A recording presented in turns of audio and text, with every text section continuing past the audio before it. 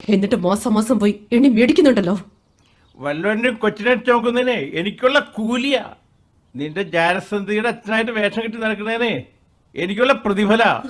അല്ല പിന്നെ അവളെ എന്നെ പഠിപ്പിക്കാൻ അന്നേ ആത്മഹത്യ ചെയ്താൽ മതിയായിരുന്നു.